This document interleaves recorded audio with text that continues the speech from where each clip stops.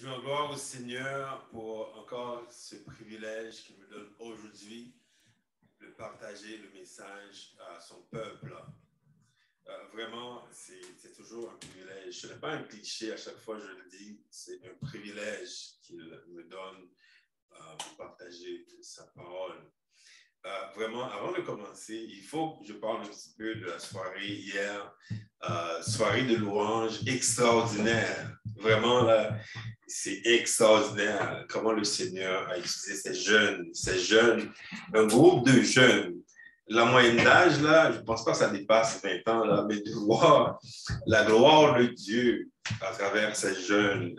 Je vous invite à regarder vraiment cette soirée de louange qui est sur notre site sur Facebook, notre page Facebook Testimony House.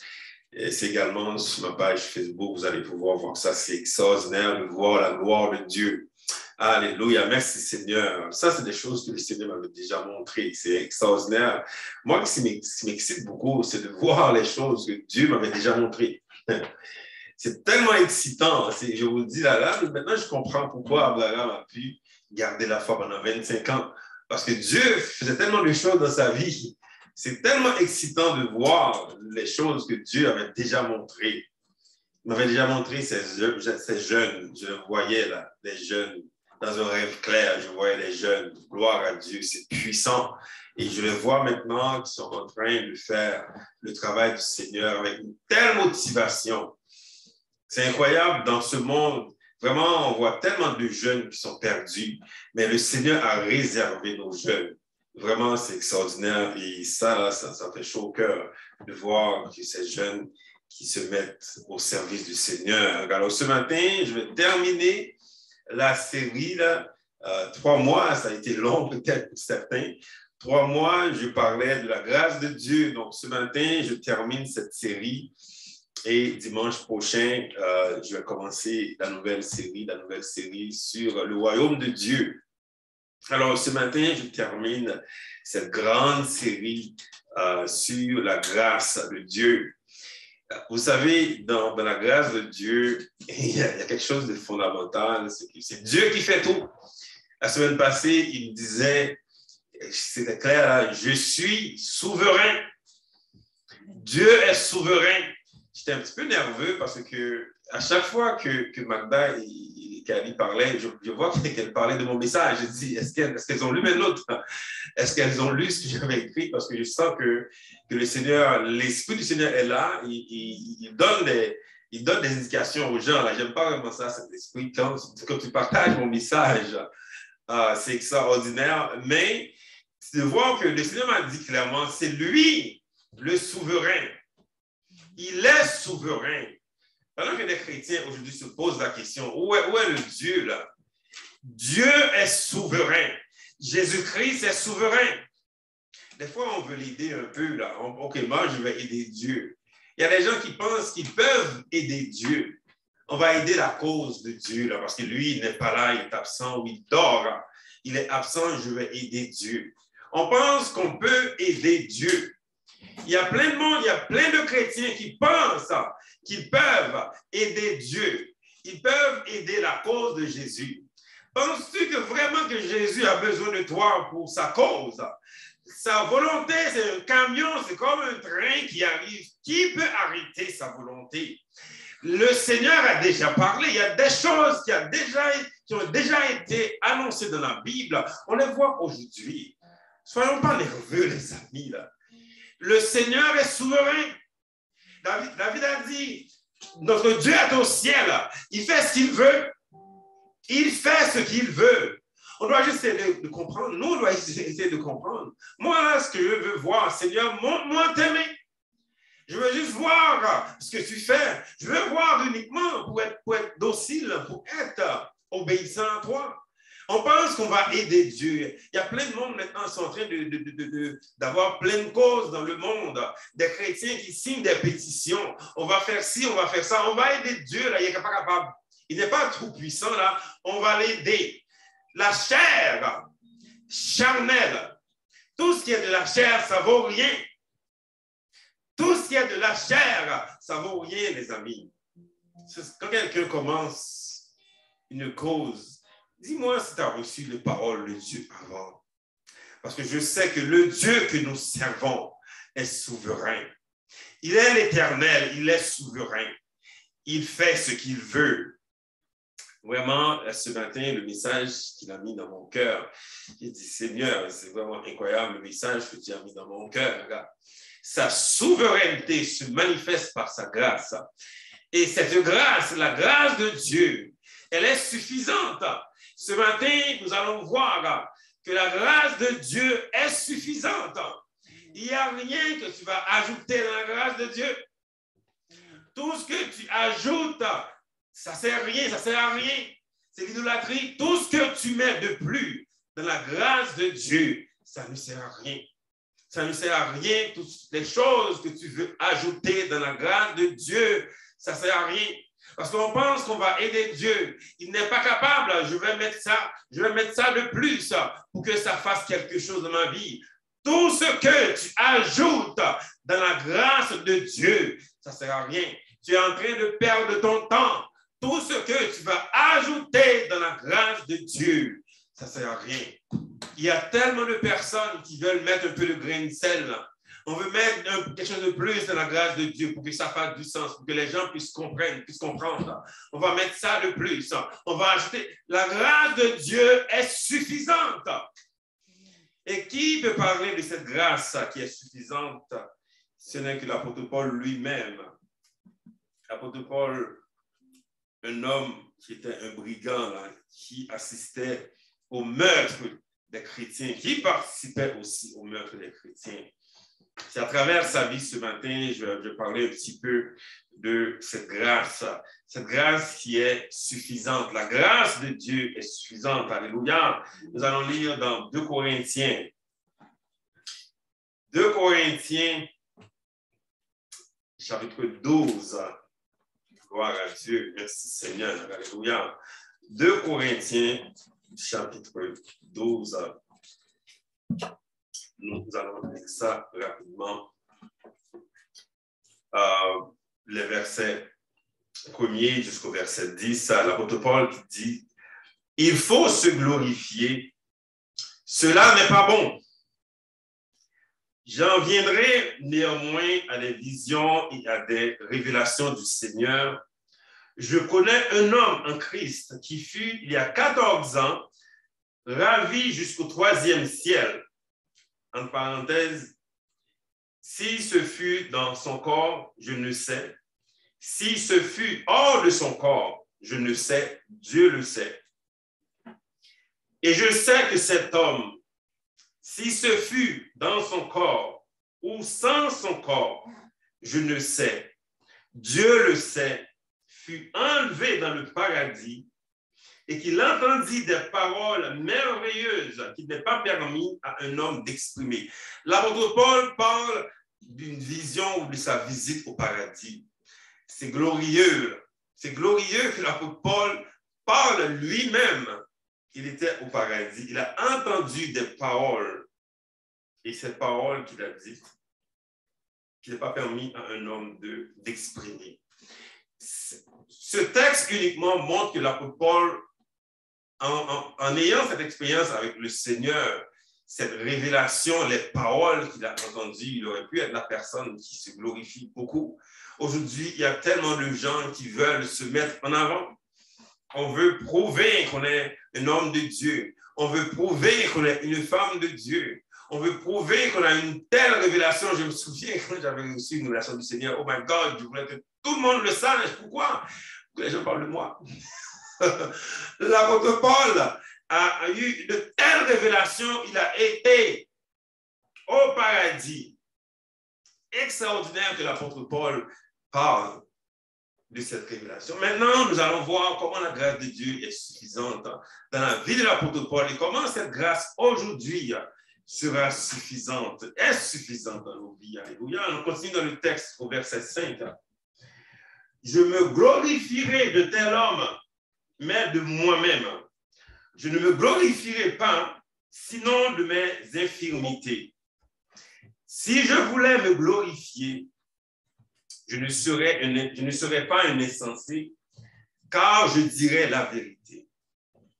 mais je m'en abstiens afin que personne n'ait à mon sujet une opinion supérieure à ce qu'il voit en moi ou à ce qu'il entend de moi.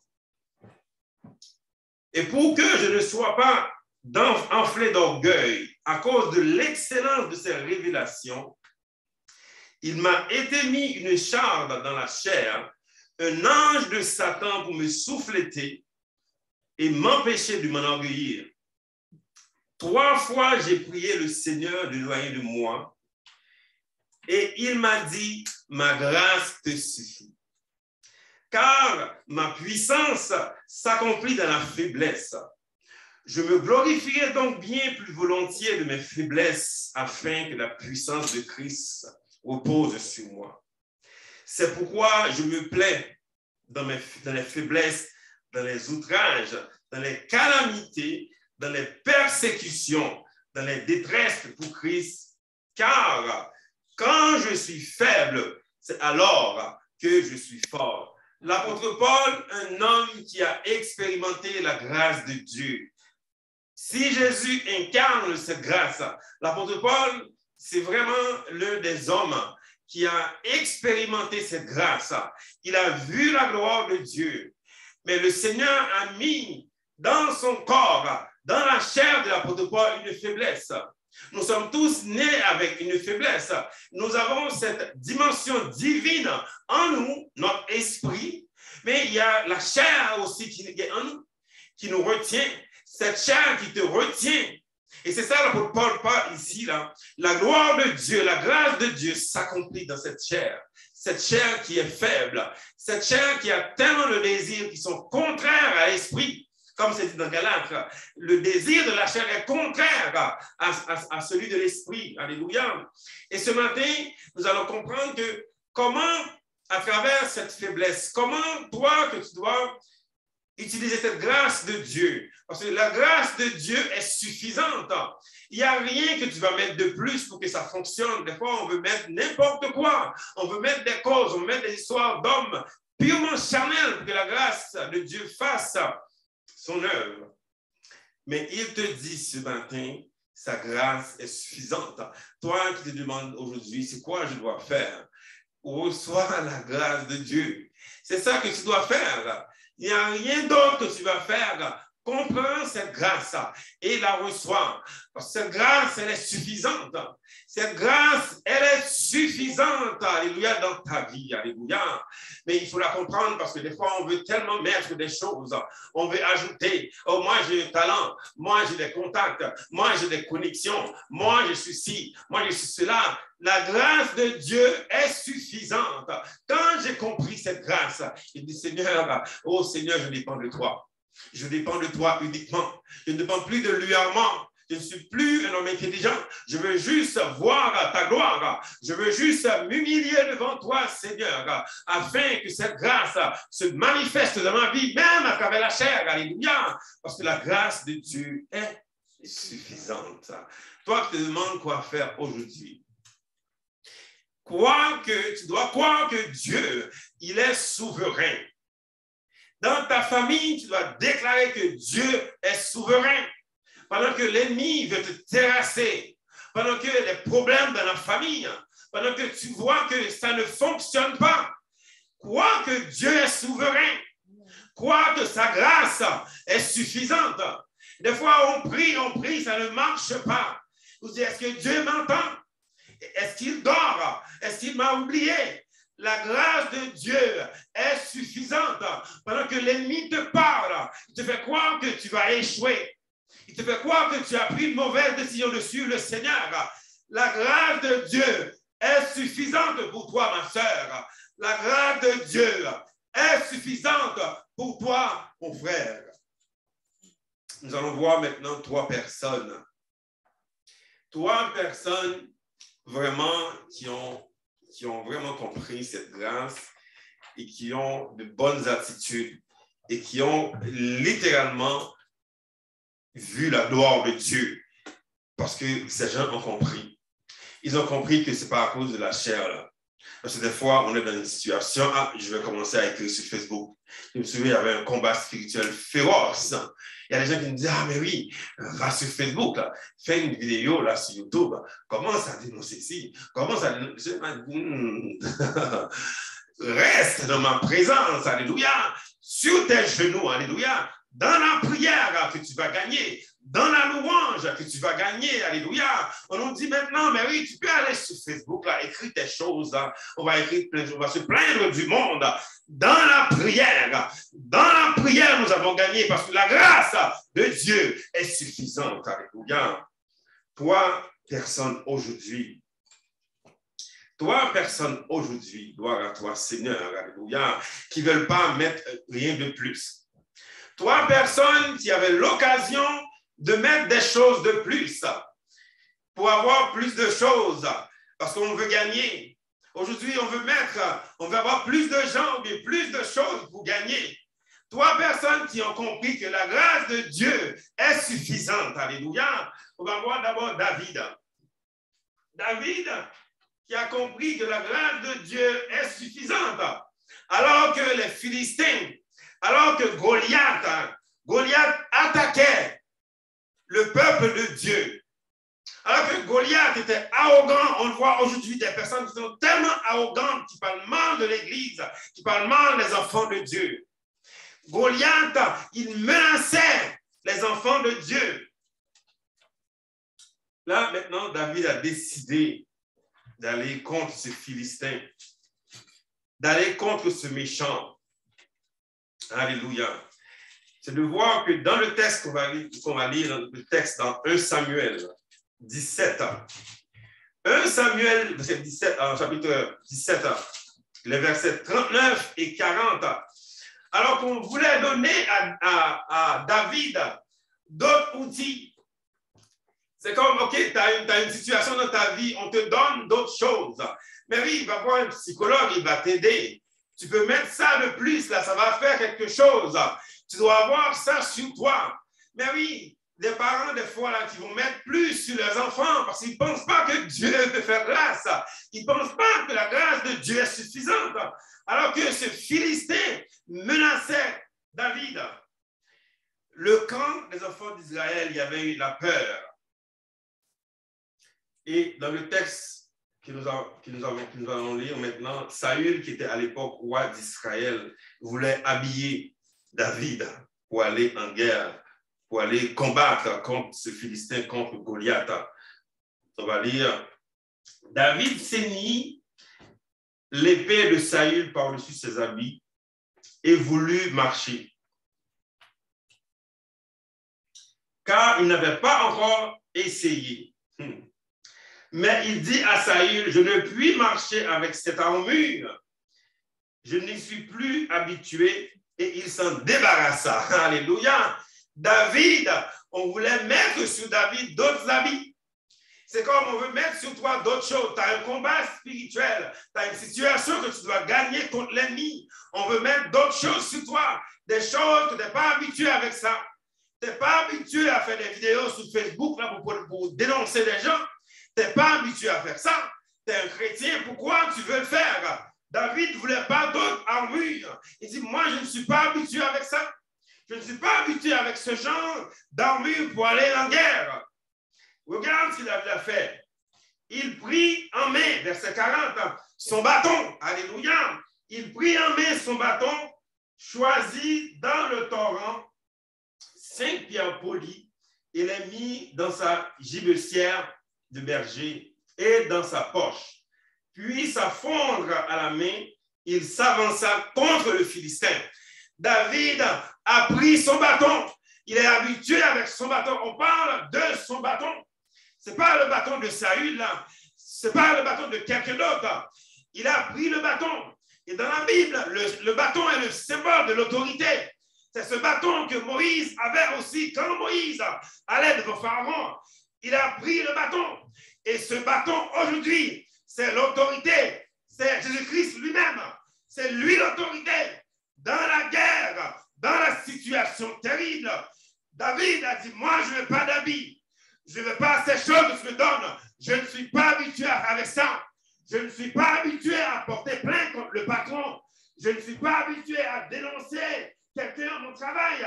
Ce que moi, je suis habitué, c'est le bâton. Aujourd'hui, le bâton, alléluia, c'est Jésus l'autorité. Le bâton, alléluia, c'est l'autorité.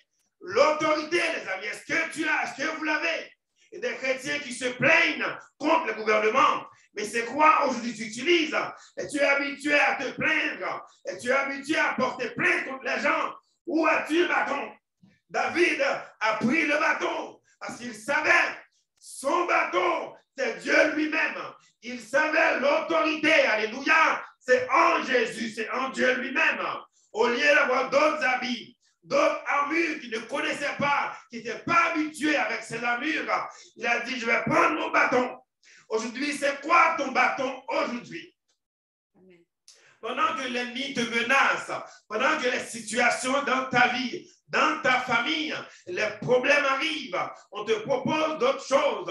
On te propose d'adorer des faux dieux. Il y a des chrétiens qui adorent des faux dieux aujourd'hui. Pour eux, ça ne marche pas, Jésus. La grâce n'est pas suffisante. On va mettre autre chose par-dessus. On va adorer Satan. On va adorer des faux dieux. Parce que Dieu n'est pas suffisant. La grâce de Dieu n'est pas suffisante. Dans le texte qu'on a lu aujourd'hui, David a dit, moi, je ne veux pas ces armures. Je ne veux pas ces habits. Je veux prendre mon bâton. C'est quoi tu prends, toi? Parce que tu prends le commérage. Il y a des chrétiens là, qui se plaignent tout le temps là, dans le travail. Le commérage parle dans le dos des personnes, pense que c'est ça qui va donner une promotion au travail. Ils font n'importe quoi, ils prennent d'autres choses. Tu dois croire que la grâce de Dieu est suffisante. David avait cru, et c'est la raison pour laquelle que David a gagné. David a gagné contre ce Philistin. Deuxième personne aujourd'hui qui a compris, alléluia, dans la Bible, deuxième personne qui a compris que la grâce de Dieu est suffisante. Quand je disais que j'étais un peu nerveux, c'est Josaphat, parce que je vois que tout le monde parle de Josaphat. Je dis, Seigneur, est-ce qu'ils vont dévoiler le message? Je me disais, my God, tout le monde parle de Josaphat à la maison, alors que moi j'ai un message sur ça, ils vont probablement dire, ils se parlent entre eux, là, les autres. Le Saint-Esprit est dans la maison, les amis. On parle du même esprit, merci Seigneur. Josaphat, dans 2 Chroniques, alléluia. Nous allons lire rapidement dans 2 Chroniques. Alléluia. Gloire à Dieu. 2 Chroniques 20. C'est extraordinaire l'histoire de Josaphat. Josaphat, roi de Juda. Il y a eu plusieurs nations là, qui se mettaient ensemble là, pour le détruire. C'est comme t'es au travail, il y a beaucoup de personnes qui se mettent contre toi. Là. Ils veulent te renvoyer. Dans une situation de ta famille, il y a d'autres personnes qui se mettent contre toi. Ils veulent te détruire parce que tu sers le Seigneur. Ça, on le voit dans les familles. Les familles totalement enchaînées. Il y a une seule personne qui sert le Seigneur, mais tout le monde est contre cette personne. Josaphat, homme de Dieu, il était roi de Juda. Dans 2 Chroniques 20, nous allons lire les versets 6 et 7. Dans le texte, si vous lisez un petit peu avant, vous voyez qu'il y a eu une déclaration de guerre. Plusieurs nations s'avançaient contre Israël. C'est ça que je comprends. Maintenant, il y a cette guerre, il y a cette menace de guerre. C'est quoi le réflexe de Josaphat? Aujourd'hui, quand tu as une guerre, quand les gens se dressent contre toi, c'est quoi ton réflexe? Si tu as reçu cette grâce, parce que Israël est le peuple de Dieu qui a reçu la grâce de Dieu. Si tu as reçu cette grâce, c'est quoi ta réaction? Josaphat, le réflexe. Josaphat doit être le réflexe de tout chrétien qui a un combat spirituel. Qu'est-ce qu'il a fait, Josaphat?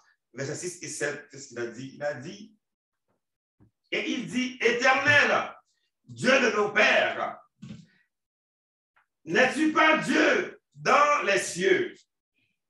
Et n'est-ce pas toi qui domines sur tous les royaumes des nations. N'est-ce pas toi qui as en main la force et la puissance à qui nul ne peut résister? Josaphat rappelle Dieu qui il est. Regarde une situation là, il y a une menace. Il y a des nations qui se restent contre toi. Il y a des personnes qui sont contre toi. Au lieu d'aller directement contre eux, parce que regarde, sinon on va dire que tu es un gars faible. Hein? Tu es un homme qui est faible.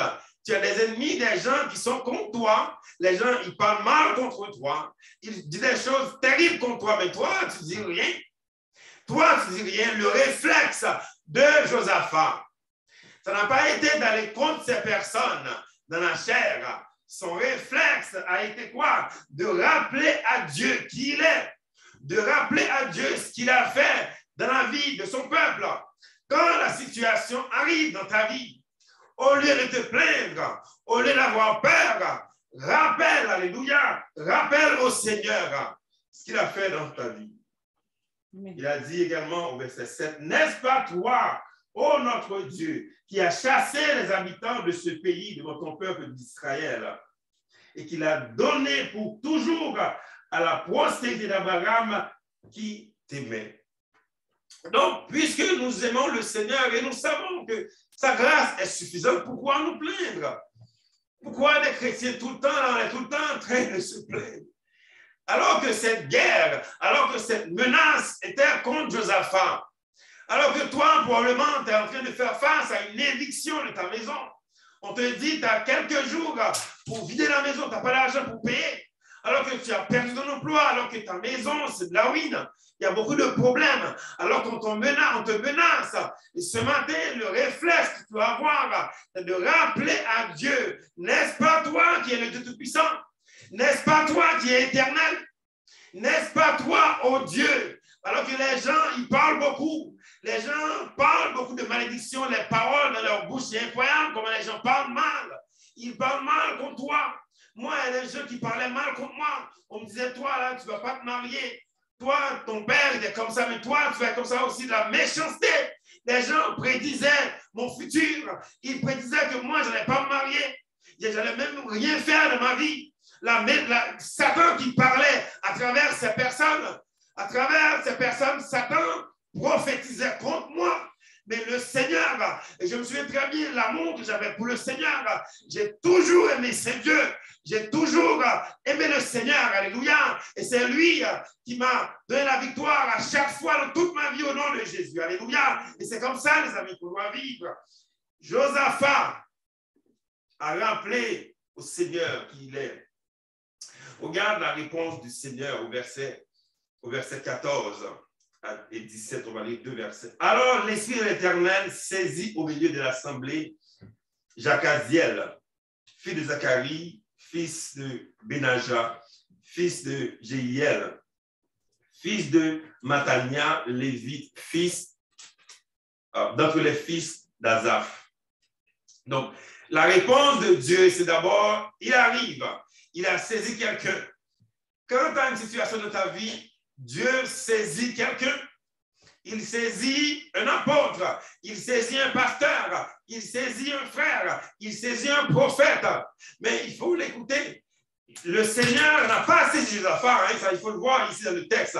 Il a pris quelqu'un d'autre pour parler à Josaphat. Pourquoi? Parce que des fois, dans l'émotion, parce que le texte dit que l'émotion, Josaphat avait peur. Dans le texte, si vous lisez en haut, là, la frayeur l'envahissait. Parce que quand Dieu voit la frayeur, il ne voulait pas utiliser Josaphat. Il a pris quelqu'un d'autre. Un homme de l'assemblée, rempli d'esprit, qui commence à parler. Il a parlé. Au verset 17, il a dit, vous n'aurez point à combattre dans cette affaire. Présentez-vous, tenez-vous là et vous verrez la délivrance qu'Éternel vous accordera. Juda et Jérusalem, ne craignez point et ne vous effrayez point. Demain, sortez à leur rencontre et l'Éternel sera avec vous. Donc, le Seigneur dit qu'il sera avec eux dans ce combat. Pendant que Josaphat, il rappelait Dieu. qu'il a été dans leur vie. Et le Seigneur a répondu qu'il sera avec eux. La réponse de Dieu, les amis, c'est la réponse qu'il est avec toi. Je serai avec toi dans la détresse. C'est ça la réponse de Dieu. Quand tu reconnais que sa grâce est suffisante, sa réponse, c'est qu'il sera avec toi. Alléluia. Dieu a répondu qu'il est avec eux dans ce combat. Regarde maintenant le réflexe, encore une fois, de Josaphat par rapport à la présence de Dieu. Quand Dieu a dit, je serai avec vous dans la détresse, maintenant, c'est quoi ta réponse? Regarde au verset 20 à 23 qu'on va lire rapidement. Verset 20 à 23.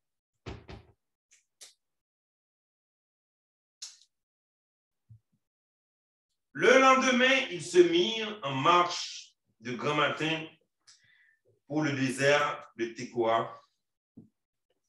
Et au départ, Josaphat se présenta et dit, « Écoutez-moi, Juda et habitants de Jérusalem, confiez-vous en l'Éternel, votre Dieu, et vous serez affermis.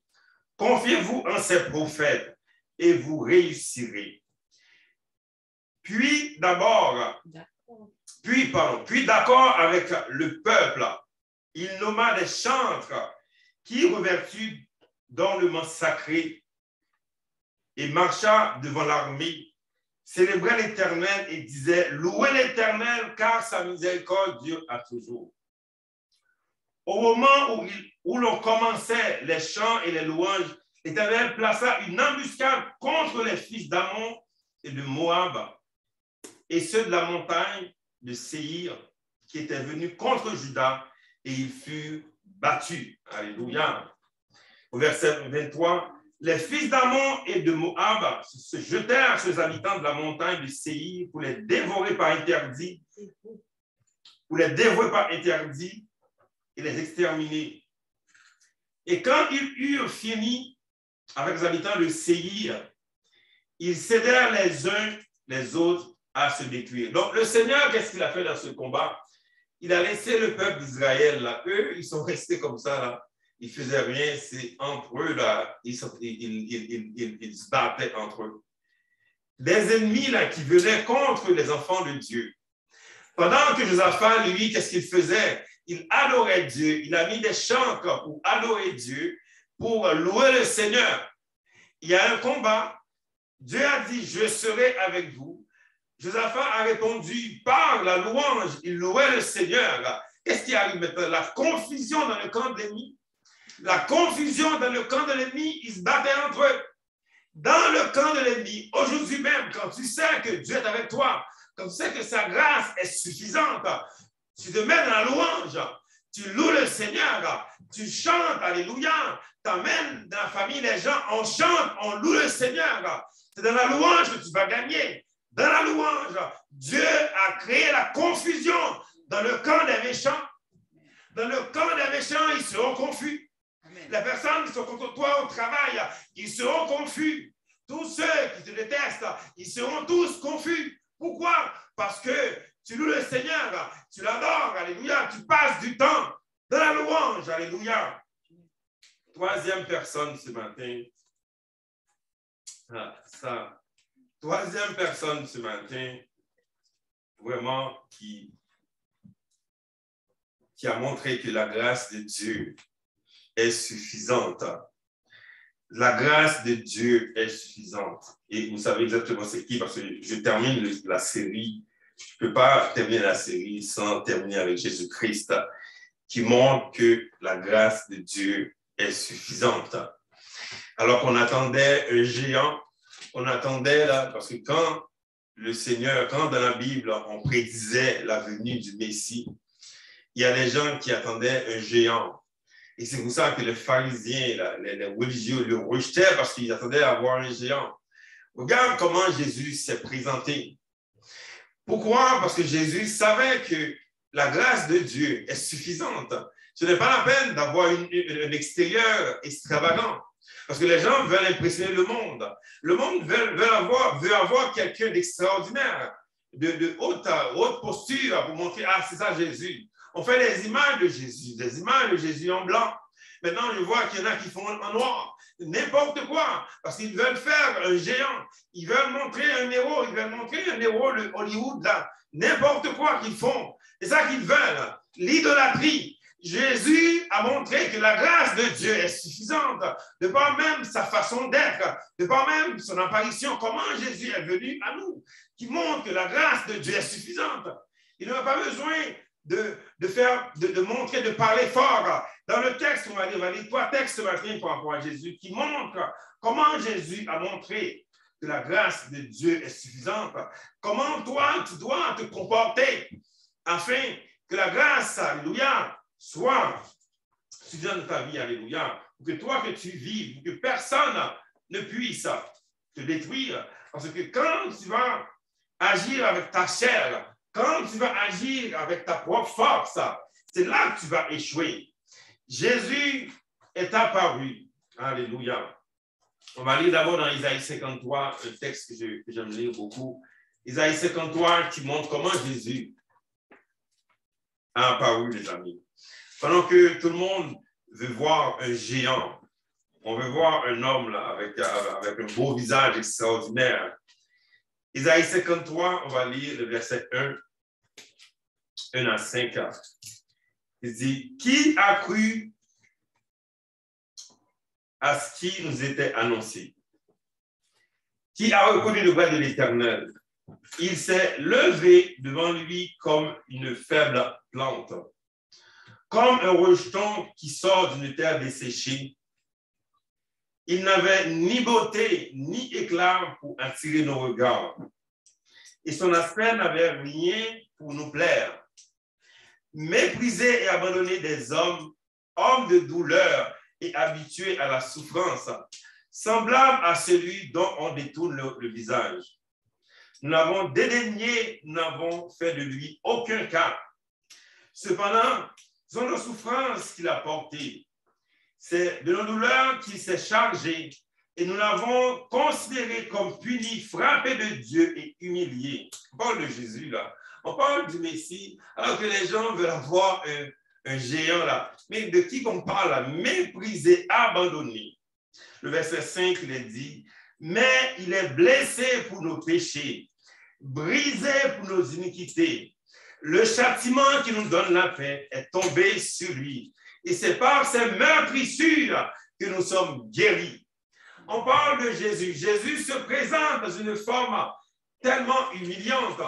C'est son humilité, les amis, qui nous a montré que la grâce de Dieu est suffisante. Si on avait un Jésus géant là, on dit, oh my God, c'est un géant là, comment moi, je vais être comme Jésus? Il a montré que par la façon dont il était, tout le monde peut être comme lui. Jésus a montré par son humilité, tout le monde, que tu sois noir ou blanc, n'importe quelle couleur de peau, que tu sois n'importe quelle race, il a montré que tu peux être comme lui. Il s'est montré avec une humilité. Jésus, qui était Dieu, qui avait toute la puissance auprès de son Père, il a accepté de venir sur la terre dans une forme d'humilité pour montrer que la grâce de Dieu est suffisante. Il y a des gens qui te regardent aujourd'hui, ils te regardent physiquement, ils disent, je ne pense pas que Dieu est vivant, que Dieu existe, parce que c'est à travers eux que Dieu parle. Ils ne comprennent pas, parce qu'ils regardent la chair. Même aussi des chrétiens qui te regardent, ils ne croient pas ça parce que c'est toi. Parce que c'est toi, moi, toi, là, je ne crois pas, c'est Dieu, ça. La chair, beaucoup de méchanceté. Jésus se présente dans une forme avec beaucoup d'humilité pour montrer que cette grâce, elle est suffisante. Alléluia. Dans le texte, on va lire également dans Ésaïe 42. Comment Dieu lui-même, dans Ésaïe 42, de versets 1 à 7, aujourd'hui on lit beaucoup de textes. Dieu parle de Jésus. Il a dit, voici mon serviteur que je soutiendrai, mon élu en qui mon âme prend plaisir. J'ai mis mon esprit sur lui. Il annoncera la justice aux nations. Il ne criera point, il n'élèvera point la voix. et ne la fera point entendue, ne la fera point entendre dans la rue. Il ne brisera point le roseau cassé. Il n'éteindra point la mèche qui brûle encore. Il annoncera la justice selon la vérité. Il ne se découragera point et ne se relâchera point, jusqu'à ce qu'il ait établi la justice sur la terre et que les îles espèrent en sa loi. Ainsi parle Dieu l'Éternel qui a créé les cieux et qui les a déployés, qui a étendu la terre et ses productions, qui a donné la respiration à ceux qui la peuplent et le souffle à ceux qui y marchent. Moi, l'Éternel, je t'ai appelé pour le salut. Je te prendrai par la main et je te garderai, je t'établirai, pour traiter alliance avec le peuple, pour être la lumière des nations, pour ouvrir les yeux des aveugles et pour faire sortir de prison le captif et de leur cachot ceux qui habitent dans les ténèbres. C'est comme ça que Dieu parle de Jésus.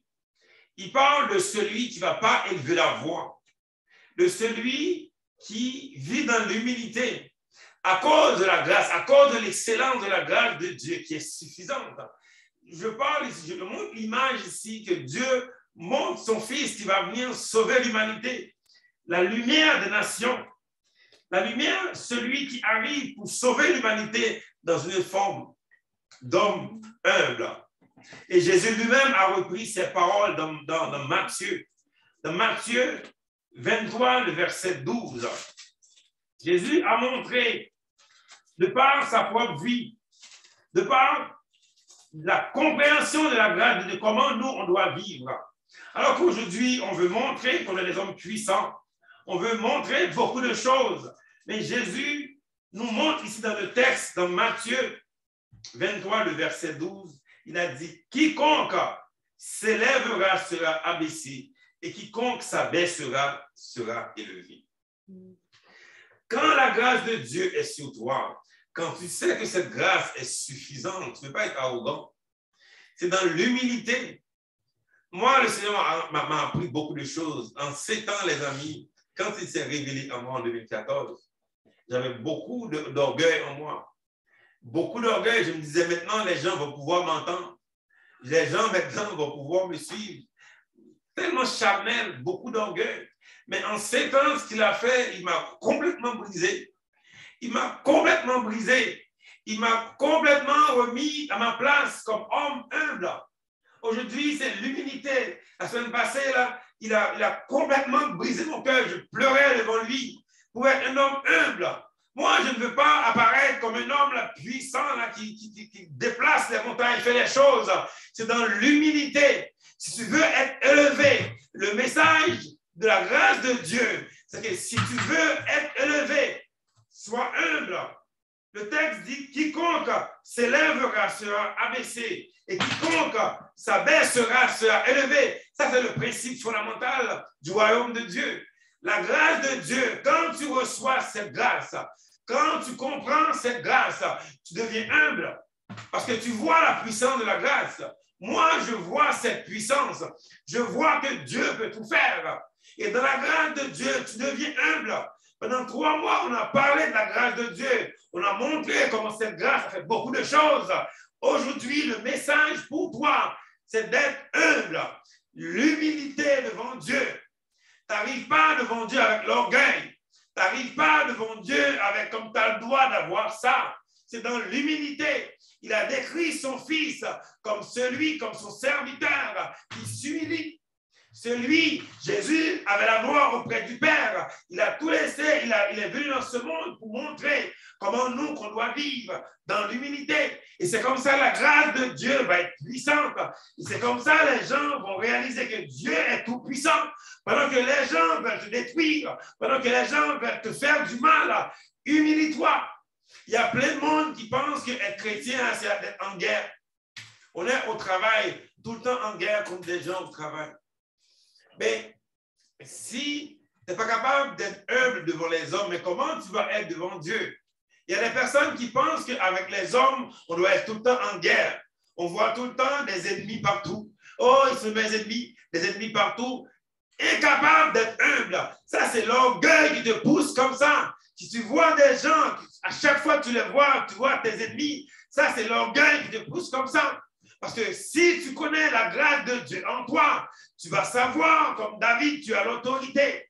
Tu vas savoir, comme Josaphat, c'est par la prière que tu vas gagner, la louange que tu vas gagner. Et tu vas savoir, comme Jésus, c'est dans l'humilité que la grâce de Dieu sera suffisante.